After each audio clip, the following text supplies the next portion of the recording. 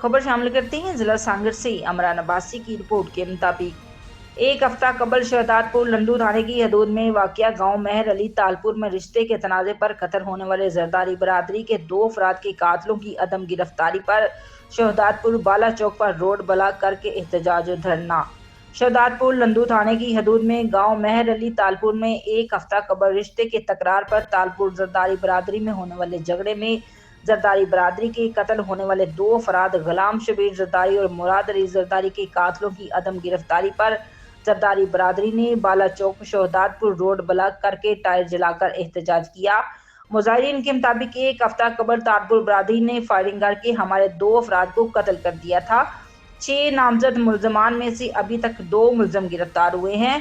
लंडू police 4 मुल्जमान को ताहाल गिरफ्तार ना कर सकी।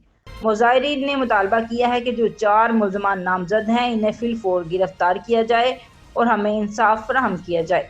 डीएसपी शहदादपुर ने मुजाहिरीन से बातचीत करते हुए कातलों की गिरफ्तारी की यकीन दहानी कराई और मुजाहिरीन ने एहतजाज खत्म करके सड़कें खोल दी।